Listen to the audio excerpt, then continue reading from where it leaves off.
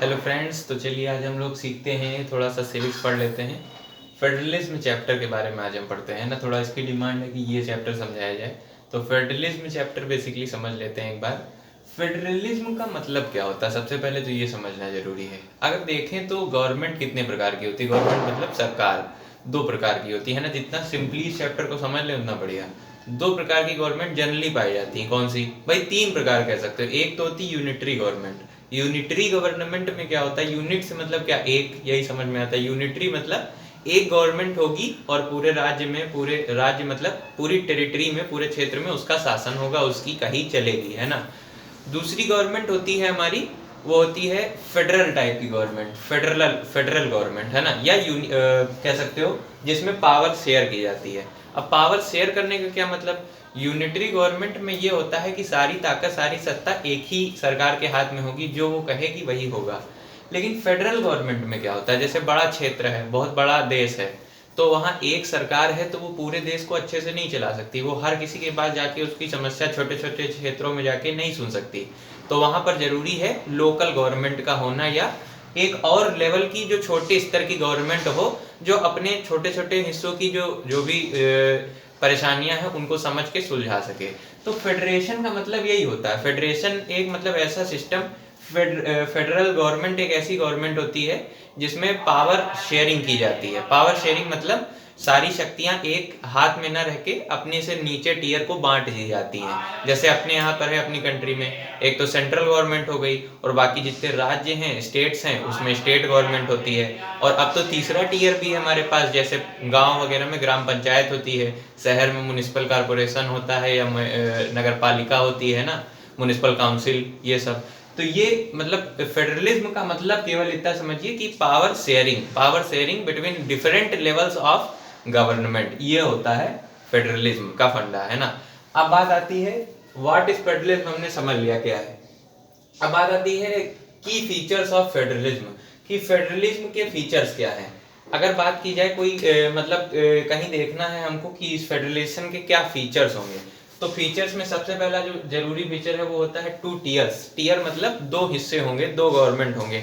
एक अपर टीयर कह सकते हो, एक लोअर टीयर कह सकते हो। जैसे अपने यहाँ देख लिया, अपने हम कंटेक्स्ट में समझते हैं आसानी से। एक होता है सेंट्रल गवर्नमेंट, एक होती है स्टेट गवर्नमेंट। तो मिनिमम अगर कोई कंट्री को हमको कहना है कि ये फेडरेशन टाइप की गवर्नमेंट है यहाँ पे, तो उसमें दो टीयर तो होने ही चाहिए सरकारी तंत्र में। एक जो है सेंट्रल गवर्नमेंट, एक जो है स्टेट गवर्नमेंट।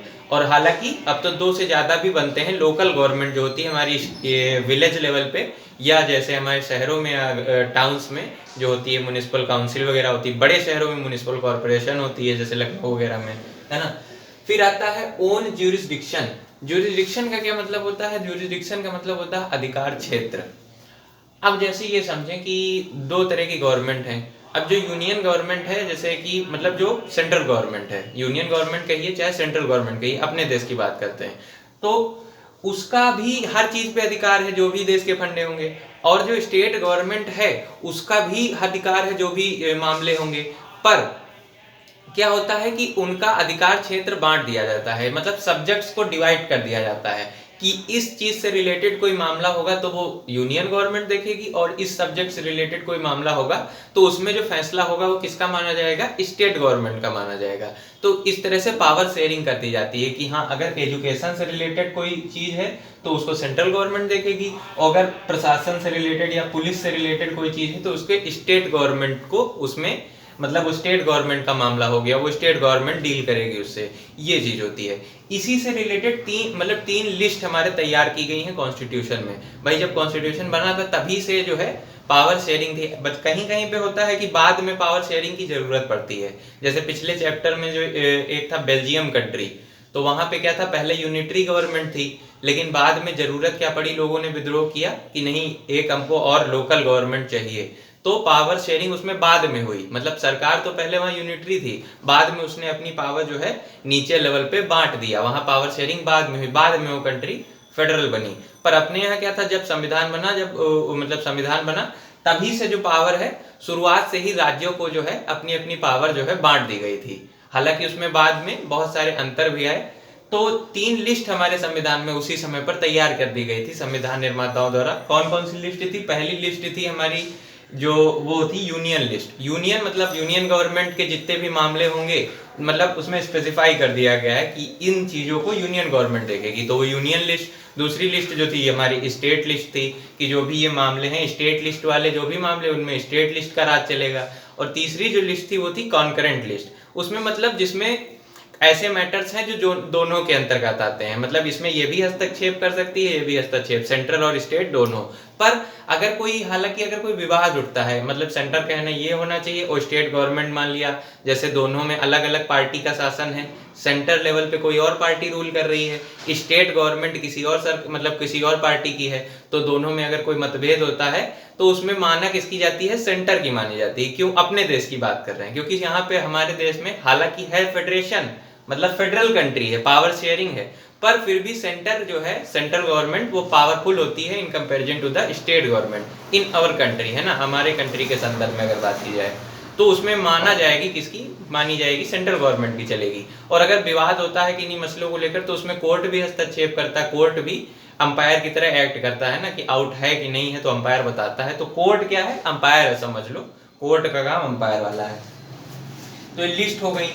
अब और ये भी जो भी ज्यूरिसडिक्शन है, मतलब कि ये लिस्ट वगैरह मैंने बताई ना, concurrent list, state list, central list, ये सब कॉन्स्टिट्यूशन में दी हुई हैं, ये नहीं कि कोई बदल दे, वो कॉन्स्टिट्यूशन में निर्मित है, उनको कोई बदल नहीं सकता। उनको बदलने के लिए बहुत ज़्यादा, मतलब बहुत बड़ा प्रोसेस है। बड़ा प्रोसेस मतलब ये नहीं कि सेंट्रल गवर्नमेंट अकेले दम पर उसको बदल दी, अपने हिसाब से मैनिपुलेट कर ली खुद को पावरफुल बनाने के लिए, कि नहीं ये मामला भी मेरे हाथ में होना चाहिए। उसके लिए थ्रू थर्ड मेजॉरिटी से पास होना चाहिए बिल, दोनों लोकसभा और राज्यसभा में। उसके बाद सारी स्टेट गवर्नमेंट जो है, स्टेट के जितने भी पार्लियामेंट है, क्योंकि हमारे यहाँ कंट्री का एक तो पार्लियामेंट और बाकी स्टेट की विधानसभा और विधान परिषद होती है, तो उनमें भी 50% से ज्यादा जो है स्टेट्स अगर उसको पास करेंगे तब कोई चेंजेस आप कर सकते हैं, है ना। जो फंडामेंटल चीजें होती हैं कॉन्स्टिट्यूशन की, उनको चेंज करना इतना आसान नहीं होता है। कुछ चीजें होती हैं ऐसी, कुछ टॉपिक्स होते हैं जिनको आप बदल सकते हो आसानी से, पर जो फंडामेंटल चीजें हैं हमारे कॉन्स्टिट्यूशन में, उनको बदलने के लिए बहुत ज्यादा मेजॉरिटी चाहिए, बहुत बड़ा प्रोसेस होता है, तभी आप उनको बदल पाएंगे, है ना।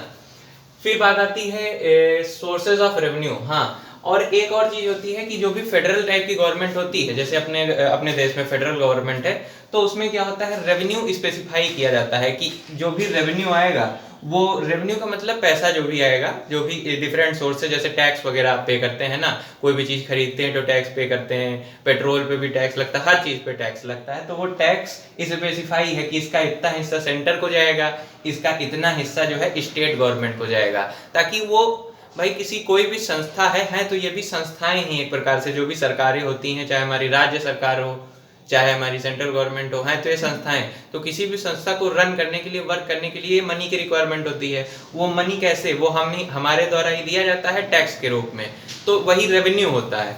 तो वो रेवेन्यू किसको कितना जाएगा ये सब भी मेंशन है, ताकि वो सब वर्क करती रहे। ऐसा नहीं है कि सेंट्रल गवर्नमेंट को सारा पैसा जा रहा है और राज्य सरकार फिर काम कैसे करेगी, तो वो रेवेन्यू भी स्पेसिफाई रहता है हमारे साथ कॉन्स्टिट्यूशन में, है ना। अब बात आती है फेडरल गवर्नमेंट जो है, फेडरलिज्म। अच्छा, फेडरलिज्म और फेडरल गवर्नमेंट में अंतर क्या है? फेडरलिज्म मतलब वो सिस्टम बता रहा, फेडरल गवर्नमेंट मतलब एक सरकार के बारे में बता रहा, फेडरलिज्म मतलब जैसे कह सकते हैं कि नाउन और एक होता है क्या, एडवर्ब वाला, वैसा कुछ समझ लीजिए। फेडरल गवर्नमेंट के लिए यूज होता है फेडरल गवर्नमेंट, और फेडरलिज्म मतलब एक टर्म है, फेडरलिज्म मतलब एक टर्म है कि फेडरलिज्म क्या होता है, फंडा, वैसे कह सकते हैं। अब बात आती है टू टाइप्स ऑफ फेडरेशन, दो तरह की फेडरेशन होती हैं, एक जैसी जो है हमारे देश में है ना, हमारे देश में, और दूसरी जो फेडरेशन है जैसे कि यूएसए वगैरह में।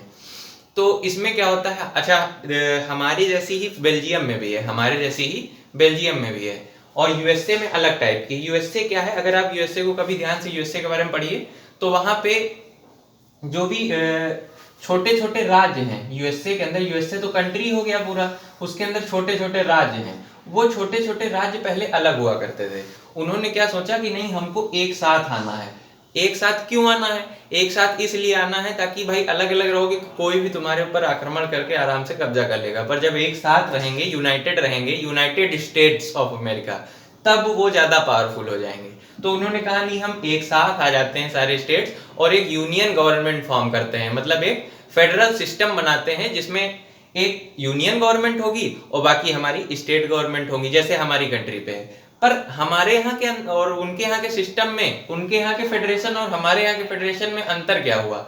हमारे यहाँ का हमारी कंट्री पहले से ही यूनाइटेड थी, मतलब यूनाइटेड ये जब अंग्रेज छोड़ गया तो था तो इंडिया वन कंट्री ना, उसमें पावर जो है जब कॉन्स्टिट्यूशन बन रहा था तब लोगों ने डिवाइड किया पावर को कॉन्स्टिट्यूएंट यूनिट्स को, मतलब राज्यों को बांटी गई पावर।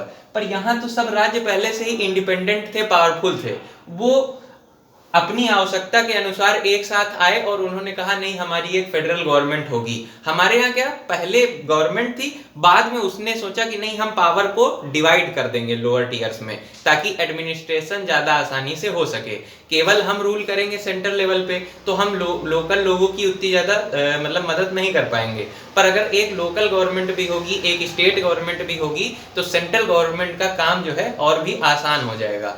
और एक सेंट्रल गवर्नमेंट है, लोकल गवर्नमेंट से क्या फायदा है, जैसे लोकल गवर्नमेंट अपने राज्यों की परेशानी को अलग मतलब कायदे से समझेगी। और अपना तो कंट्री इतना बड़ा है कि हर जगह पे अलग अलग टाइप का कल्चर है, तो एक ही सरकार इतने अलग अलग कल्चर के साथ डील नहीं कर सकती, इसीलिए हमारे यहाँ और जरूरत पड़ी डिसेंट्रलाइजेशन की। डिसेंट्रलाइजेशन क्या होता है? डिसेंट्रलाइजेशन का मतलब होता है विकेंद्रीकरण, शक्तियों का विकेंद्रीकरण, डिसेंट्रलाइजेशन ऑफ पावर। मतलब एक तो होता है कि केंद्र के हाथ में सारी पावर हो, पर केंद्र जब अपनी पावर्स को बांट देता है छोटी यूनिट्स में तो उसको कहते हैं डिसेंट्रलाइजेशन ऑफ पावर, है ना, ये हो गया। फिर बात आती है तो दो तरह की फेडरेशन होती है, एक होती है कमिंग टुगेदर। कमिंग टुगेदर मतलब एक साथ आना, जैसा कि अमेरिका में हुआ था, यूएसए में। और एक होता होल्डिंग टुगेदर। होल्डिंग टुगेदर का हिंदी मतलब जो पहले से ही एक साथ हो, होल्ड कर रहे हैं एक साथ, लेकिन वो डिसाइड करें कि नहीं हमको अपनी पावर को लोअर लेवल्स में डिवाइड करना है ताकि एडमिनिस्ट्रेशन अच्छे से चल सके। अब अपने यहाँ तो अच्छे से चल सके इसलिए किया गया था, पर कुछ कंट्रीज ऐसी थी जहां पे बहुत ज्यादा विद्रोह हो गया था ना होने की वजह से, वहां सेंट्रल गवर्नमेंट चाहती थी नहीं सेंटर ही रहे, स्टेट गवर्नमेंट के पास पावर ना हो, जैसे बेल्जियम पिछले चैप्टर में था। तो वहां जब लोगों ने विद्रोह किया वहां भी बहुत अलग अलग टाइप के कल्चर थे, तो उनका मतलब था नहीं हमारी खुद की एक सरकार होनी चाहिए ताकि वो हमारे मामलों को समझे। भाई जैसे कुछ लोग जैसे एक बेल्जियम कंट्री थी, जैसे मुझे थोड़ा बहुत याद है बेल्जियम का केस, मैंने पढ़ा नहीं बहुत दिन से, तो उसमें 3 टाइप के स्पीकर्स थे या 3 तरह की भाषा बोलने वाले थे, है ना।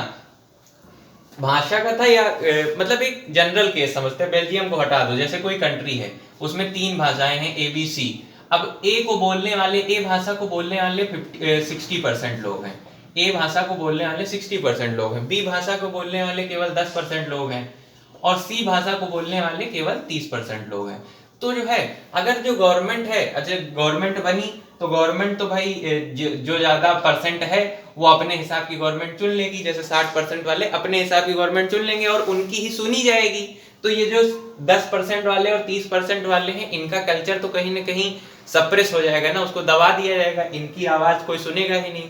तो इसीलिए इन लोगों ने विद्रोह किया कि नहीं हमारी भी लोकल लेवल पे गवर्नमेंट होनी चाहिए, सारी एक सेंट्रल लेवल पे ही पावर नहीं होनी चाहिए, नहीं वो तो मेजॉरिटी की सुनेगा, हमको माइनॉरिटी को दबा देगा।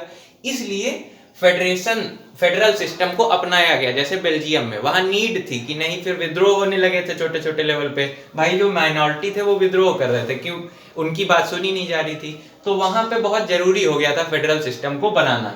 और अपने यहाँ क्या था, अपने यहाँ मतलब पहले ही सोचा, लोग समझदार थे कि नहीं अगर पावर बांट दी जाए, भाई दूसरे देशों को देख रहे थे कि कितनी प्रॉब्लम आ रही, तो उन्होंने सोचा नहीं, समझदार हमारे संविधान निर्माता थे, तो उन्होंने सोचा कि पहले ही पावर को स्टेट लेवल पे बांट दिया जाए ताकि जो है कार्य जो है वो आसानी से हो सके। भाई जो स्टेट गवर्नमेंट होगी वो हर स्टेट का अपना कल्चर है, भाषा है, तो उनकी समझेगी और उनके हिसाब से कार्य करेगी। हालांकि पावर सेंटर ही रहेगा, पावर जो है वो सेंटर के हाथ में ही ज्यादा रहेगी। इसीलिए अपनी कंट्री के लिए टर्म यूज होता है a federation with centralising tendency. Federation तो है विद सेंट्रलाइजिंग टेंडेंसी। टेंडेंसी का मतलब होता है, मतलब टेंडेंसी का कह सकते हो एक प्रकार से प्रवृत्ति कह सकते हो, प्रवृत्ति हिंदी में। तो मतलब हमारी कंट्री फेडरेशन तो है लेकिन सेंट्रलाइजेशन की प्रवृत्ति ज्यादा है, मतलब सेंट्रल गवर्नमेंट ज्यादा पावरफुल होती है ये, पर है फेडरेशन ही, है फेडरेशन ही, हर मामले में नहीं, बस कोई कभी कभी ऐसा होता है जिन मामलों में सेंटर ज्यादा पावरफुल हो जाता है। फिर बात आती है 3 लिस्ट की। 3 लिस्ट हमने पढ़ी ली, एक होती है यूनियन लिस्ट दूसरी होती, जिसके मामले वो सब आते हैं जो यूनियन के हाथ में होते हैं, जैसे सब करेंसी का वगैरह का हो गया, करेंसी डिसाइड करना है ना, डीमोनेटाइजेशन, मोनेटाइजेशन, ये सब सेंट्रल गवर्नमेंट के हाथ में होता है। यूनियन लिस्ट में ये सब चीज़ें हैं।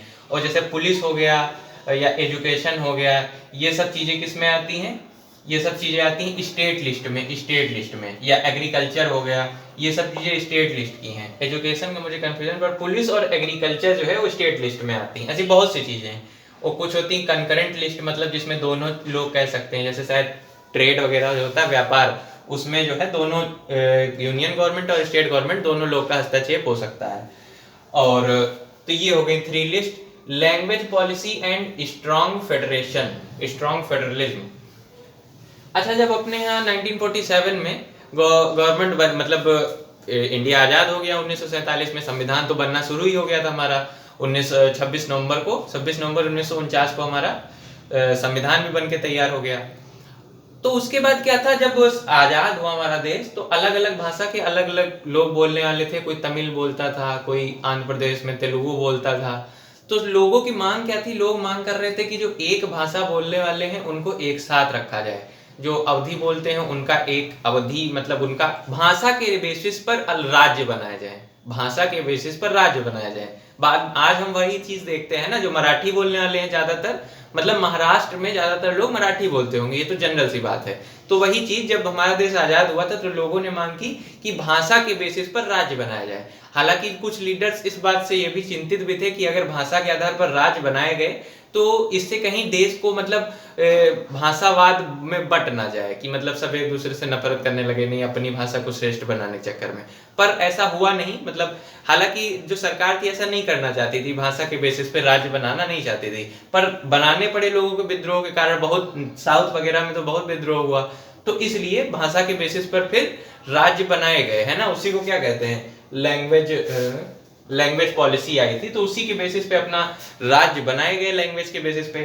और हालांकि इतना ज्यादा कोई गड़बड़ी नहीं हुई, चीजें आसान हो गई। और उससे कहीं ना कहीं गड़बड़ी होने की जगह और फायदा ही मिला, क्योंकि जब लैंग्वेज के बेसिस पे राज्य बने तो एक भाषा बोलने वाले एक साथ आए, उनका अपना कल्चर था, वो अपना आराम से रहते थे, और जो भी वर्क होता था वो और आसानी से हो पाता था। क्योंकि अलग अलग भाषा वाले एक साथ रहते तो समझने में प्रॉब्लम आती, वर्क सॉफ्टली ना हो पाता, स्विफ्टली। पर जब सब एक भाषा थे तो वैसी ही सरकार बनी, उसी भाषा को अपने राज्य में वो लागू करते थे, ऑफिशियल लैंग्वेज रखते थे, तो जो वर्क होता था, जो भी सरकारी कार्य होता था, वो आसानी से चलता रहता था। तो ये था।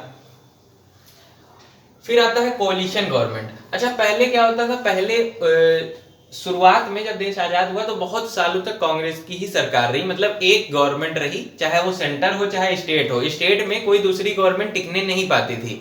उस समय सेंट्रल गवर्नमेंट इतनी पावरफुल होती थी कि स्टेट की गवर्नमेंट को अपने हिसाब से काम कराती थी। अगर कोई दूसरी सरकार बन भी गई मान लो किसी राज्य में, तो वो कुछ ना कुछ सिस्टम करके उस सरकार को गिरा देती थी, है ना, या हटा देती थी। तो बहुत सालों तक, लगभग 1990 तक यही ट्रेंड चला कि एक ही सरकार जो है वो राज्य में भी और सेंटर में भी रहती थी। तो बहुत सालों तक तो इसका कोई मतलब ही नहीं रहा फेडरलिज्म का, क्योंकि फेडरलिज्म का मतलब क्या है, पावर शेयरिंग सेंटर और स्टेट गवर्नमेंट के बीच में। पर जब स्टेट में भी वही गवर्नमेंट है, सेंटर में भी वही गवर्नमेंट, तो पावर शेयरिंग क्या भाई, जो सेंटर में कहेगी वही सब कहीं होगा, तो कोई मतलब नहीं निकल रहा था। पर 1990 के बाद ट्रेंड बदला। 1990 के बाद ऐसा सिस्टम हुआ कि कोई पार्टी क्लियर मेजॉरिटी नहीं पा रही थी। मतलब मेजॉरिटी का मतलब होता है कि ज्यादा वोट मिल गए और उसकी आसानी से सरकार बन गई।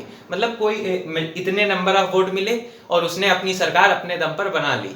तो कोई मेजॉरिटी जब पा ही नहीं रहा था, तो किसी के वोट्स पूरे ही नहीं हो रहे थे कि इतने वोट होंगे तभी आप सरकार बना पाएंगे। तो करना क्या पड़ता था, उनको आपस में कोalition करना पड़ता था, गठबंधन करना पड़ता था 1990 के बाद, क्लियर मेजॉरिटी ना मिलने की वजह से। तो जब कोalition करना पड़ता था तो कुछ नियम शर्तें होती थी कि भाई कहीं ना कहीं उनको पावर शेयरिंग करनी पड़ती थी आपस में, एक कुछ आप हमारी माने कुछ हम आपकी माने, वो वाला सिस्टम हो गया।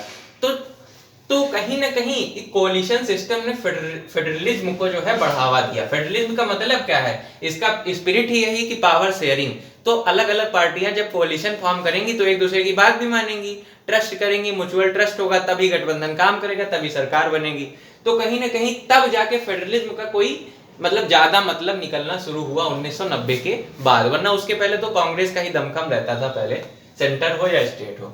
फिर आज बात आती है कि ये हो गया कोalition गवर्नमेंट हो गया 1992 के बाद में। अब हमारे पास आती है, हमारे यहाँ 2 ही टीयर नहीं, हमारे यहाँ तीसरा टीयर भी होता है। तीसरा टीयर कौन सा होता है?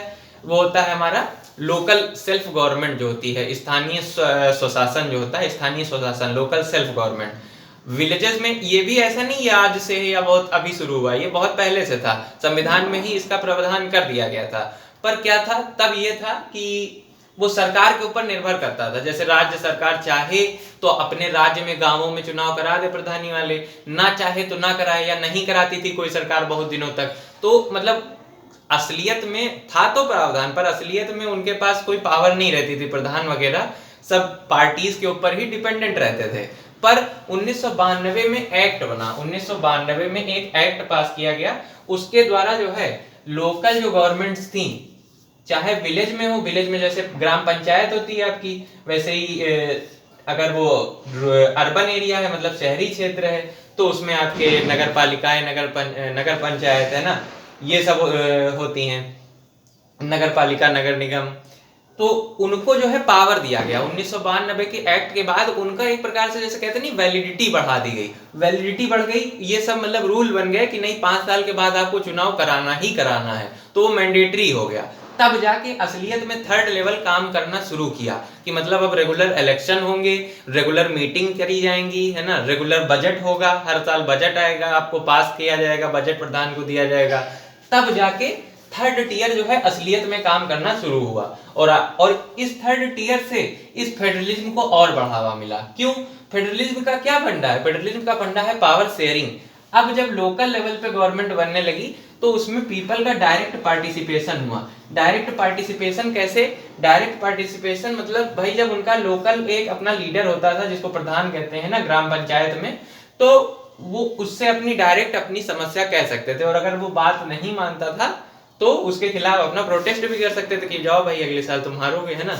तो अब जाके पीपल ने असलियत में लोगों ने पार्टिसिपेट करना शुरू किया डेमोक्रेसी में, मतलब उनका डायरेक्ट पार्टिसिपेशन हो गया, वो चीजों को इफेक्ट करने लगे। कैसे इफेक्ट करने लगे कि भाई हमारी बात सुनी जाएगी तब हम वोट देंगे ऐसे आपको।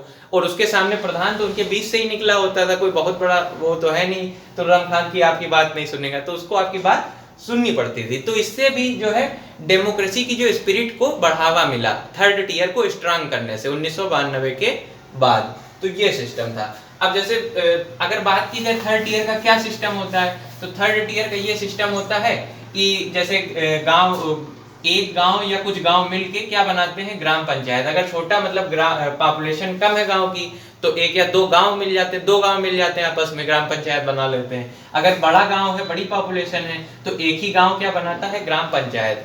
अच्छा, ग्राम पंचायत जो होता है उसका हेड कौन होता है? उसका हेड होता है आपका प्रधान या सरपंच जिसको कहते हैं ना। तो उसको कौन चुनता है? उसको हम ही लोग चुनते हैं, डायरेक्टली हम ही लोग वोट करते हैं ग्राम प्रधान को। और उसके अलावा ग्राम सभा क्या होती है? ये तो हो गई ग्राम पंचायत। ग्राम पंचायत मतलब वो संस्था जो ग्राम का जो भी गांव का जो भी कार्य होगा, 1 या 2 गांव जिस जो भी कॉन्स्टिट्यूट कर रहे हो ग्राम पंचायत, उसका काम देखेगा। हेड कौन होगा? प्रधान होगा।